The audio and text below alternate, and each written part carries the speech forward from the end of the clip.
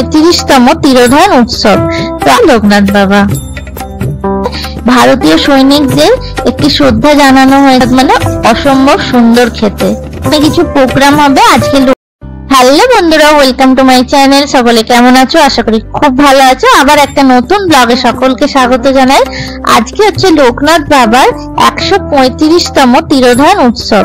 তো আজকে আমি চলে এসেছি তোমাদের সঙ্গে শেয়ার করবো বলে হাওড়ার ইছাপুর জলট্যাঙ্ক সংলগ্ন একদম কাছেই অবস্থিত ইছাপুর ষষ্ঠী বাগানে একটি ছোট্ট লোকনাথ বাবার মন্দির আছে। সেই মন্দিরে পুজোটাই তোমাদের সঙ্গে শেয়ার করব।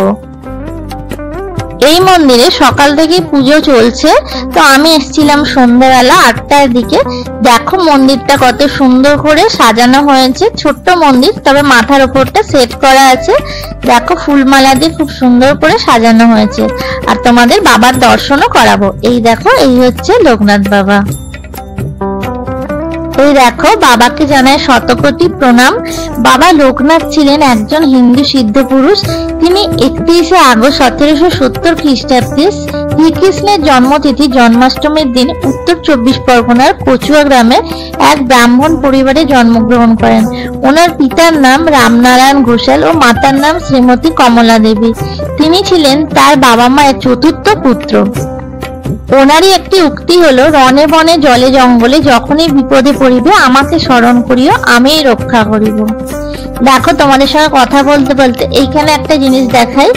এই ক্লাবের পক্ষ থেকে কিন্তু এখানে ভারতীয় সৈনিকদের একটি শ্রদ্ধা জানানো হয়েছে। কাশ্মীরে যে পেহেলগাঁওয়ের ঘটনাটা ঘটেছিল সেটাই এখানে একটি ব্যানারের সাহায্যে লাগানো হয়েছে।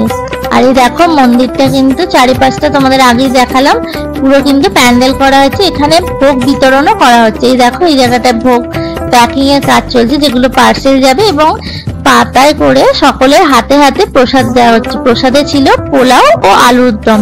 আর বাবার প্রসাদ মানে অসম্ভব সুন্দর খেতে। এরপর তোমাদের এখানটা দেখায়। এখানটা একটা উল্টো সাইডের মাঠটা বিশাল বড় করে একটা স্টেজ বাঁধা হয়েছে, যেখানে কিছু প্রোগ্রাম হবে। আজকে লোকগীতি হবে এবং কালকে রক্তদান শিবির হবে। তো অনেক মানুষই এসছেন এই প্রোগ্রাম দেখার জন্য। দেখতে পাচ্ছ প্রচুর ভিড় হয়েছে এবং বাবার দর্শন করতে অনেক ভক্তরা এসছেন।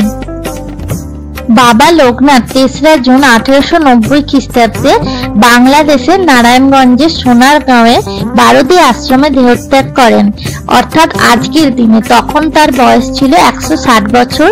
তো আজকের ভিডিওর মাধ্যমে একটা ছোট্ট মন্দির তোমাদের সামনে তুলে ধরলাম। তোমাদের কেমন লাগলো আজকের ভিডিওটা অবশ্যই আমাকে কমেন্ট বক্সে কমেন্ট করে জানিও। যদি ভালো লাগে তাহলে প্রচুর লাইক আর শেয়ার করে দিও। আজকের মতো